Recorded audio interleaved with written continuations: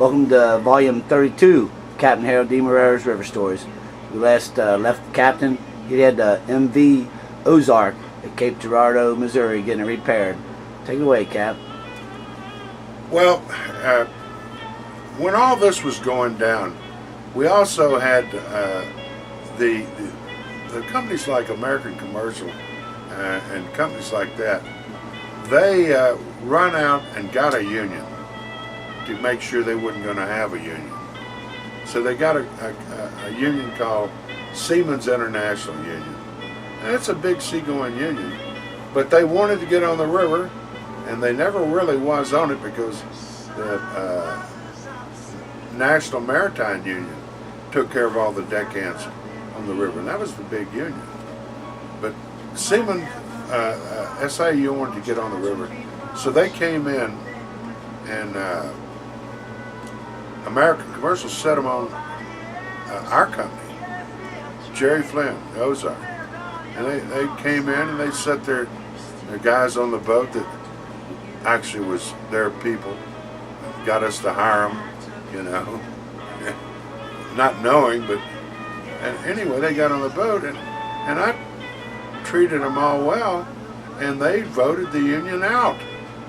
Well, this really pissed off the union. So we got the boat, and the boat was sunk. Now, the union didn't have anything to do with it sinking, but we took the boat down to Carruthersville, to the shipyard, and then we started repairing it. And I mean, everything had to, all the kitchen, all the engines had to be overhauled, all the rooms had to be rebuilt. The boat was, it was beautiful.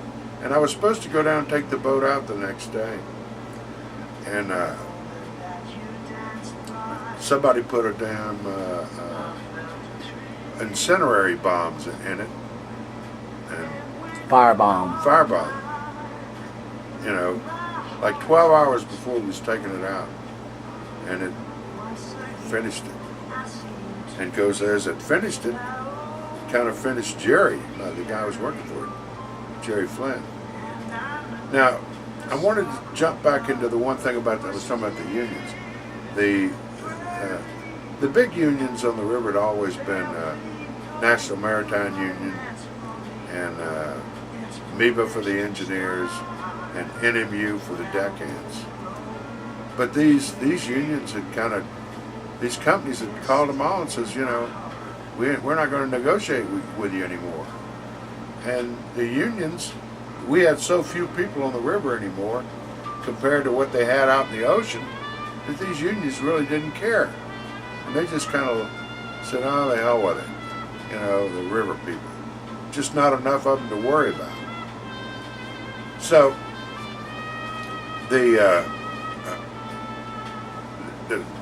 at that time, the companies denegotiated all union contracts. So all the guys that were in the union, they didn't know what they was going to do. Well, here comes the Teamsters union. And the Teamsters comes in and says, look guys, let us represent you. If we're really in control anyway. You know, if you got a problem solving a contract, we'll stop the trucks from going in there. You know, what a good deal that is for you. But really all the Teamsters wanted to do was find out about their competition, the river business. And they got in there for a few years. Matter of fact, my dad ended up with a retirement out of the Teamsters. He, as a matter of fact, got two of them. He was one of the lucky ones. But, you know, they stayed a few years and then they ended up leaving too. Was Jimmy Hoffa the president then? I don't know. I don't think so. I think it was after him. What was it back in, that was around 1960. Who was the president back then? I don't know, but who cares? You know. So that kind of ended. Jerry come to me and told me, he says, look, I can't survive this. You know, my insurance rate's going to be so high that I can't do business. I'm just going to sell the boats. And I was his vice president of operations. And he says, you need to find another job. So I looked in the Waterways Journal, or Loyal magazine, and I saw this ad, and for they wanted a vice president of operations for a tug company on the Gulf Intercoastal Waterway, and running east and westbound out in the Gulf of Mexico. Well, I really didn't have that much experience with this, but I mean, if you know how to operate a company, and that's, you go out and get good people, you treat them right, then you don't have to worry about no unions, you don't have to worry about anything else. You pay them well, and that's always pretty much been the secret of my success. But anyway, I flew down to New Orleans, had to rent a car, and I went to a place called Lockport, Louisiana. Now that's like 50 miles west of New Orleans, and on the way like to Galveston. And then you get off and take a left and go down the bayou for about 10 or 12 miles till you get to Lockport, Louisiana. And boy, you're in Cajun City. I went down there and to Bollinger Shipyard. Now, today, Bollinger Shipyard, one of the biggest in the industry, probably worth $1 billion. But back then, it was worth maybe $1 million. They built tugs and barges to go out into the Gulf of Mexico. So anyway, I went into the office, and I got there around noon. I had rented a car, drove down there. Got there about noon, and I walked in the front office, and there wasn't a soul in the building. I mean, it was all open.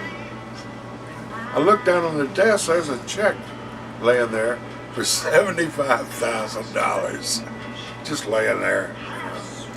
And so I waited around, and maybe an hour later, they started coming out about 1 o'clock, coming back, filing me. And then they took me into this guy. This guy, his name was Ralph Bollinger. And there was a bunch of brothers with this company.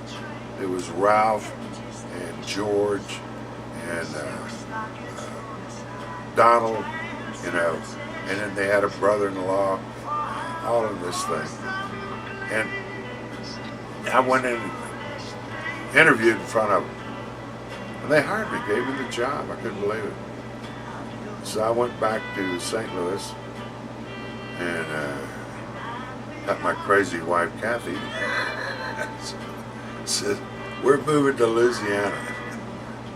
So I rented a trailer and everything, went down, rented a place down there for a while, and then started looking for a house. And I found this house, and it was a beautiful house, little home, and it was like, but it was cockeyed on the lot. It wasn't straight with the lot. It was, the guy, I don't know what he was doing when he laid this place out. But he had built it, and I went and I rented it from him. And then I was living in it, and he come to me, he says, I'm fixed to lose this house. He said, they're going to repossess it. And I said, well, how much do you owe on it? And he told me, I said, I'll tell you what. And it wasn't that much. It was like, 19,000. Okay, Cap, we'll have to wrap it up and talk about your new home in Louisiana when we get back on volume 33. Thanks for coming and watching, everybody. Please come back and watch some more.